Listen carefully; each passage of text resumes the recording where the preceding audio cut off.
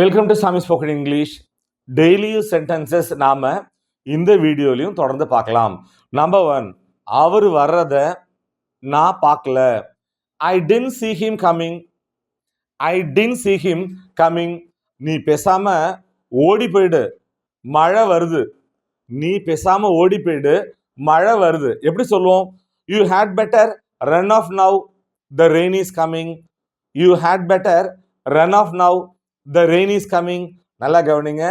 Run of இந்த ஃப்ரேஸுக்கு வேகமா ஒரு இடத்துல இருந்து தப்பிச்சு ஓடுறதுன்னு அர்த்தம்.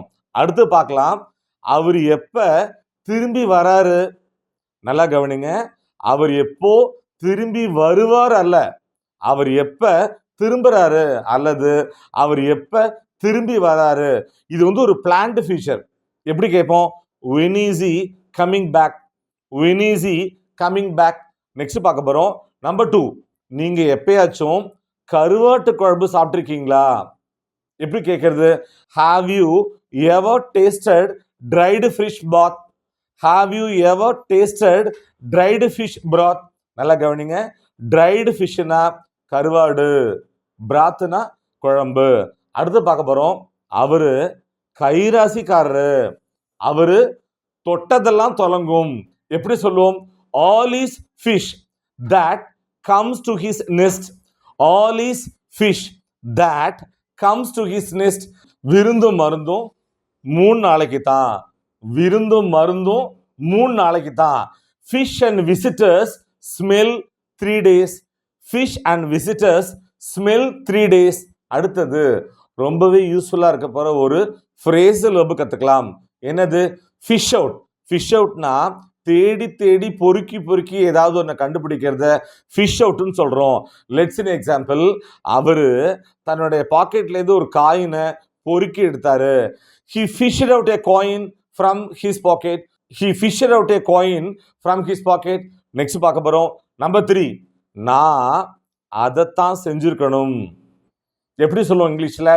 That's what I should have ton.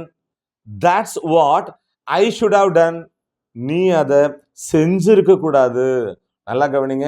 செய்யக்கூடாது அல்ல, நீ அதை செஞ்சிருக்க கூடாது. You should not have done it. You should not have done it. Next பார்க்க போறோம்.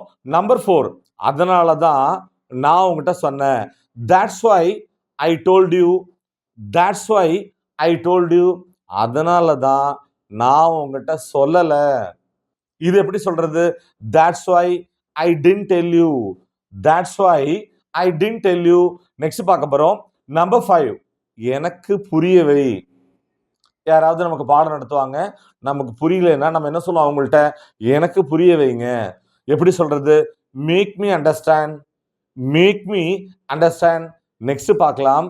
என்னால உனக்கு புரிய வைக்க முடியும்னு நான் நினைக்கல. I don't think I can make you understand. I don't think I can make you understand.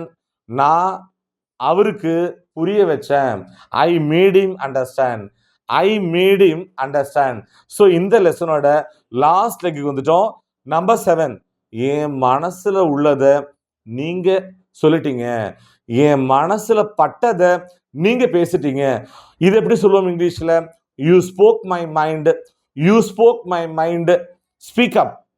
நல்லா கவனிங்க. Speak up. ஸோ இந்த ஃப்ரேஸுக்கு 2 மீனிங்ஸ் இருக்கு. நம்பர் 1, யாராவது பேசுவாங்க, அவங்க பேசுறது நம்ம காதுல விழலைன்னா இன்னும் கொஞ்சம் உரத்த குரல்ல பேசு சொல்லுவோமா? அதை ஸ்பீக் அப்னு சொல்லலாம். 2வது மீனிங் என்ன? உன்னோட மனசுல பட்டதை பயப்படாம ஒளிவு மறைவு இல்லாம வெளிப்படையா பேசு அப்படின்னு சொல்றதுக்கும் ஸ்பீக் அப்னு சொல்லலாம்.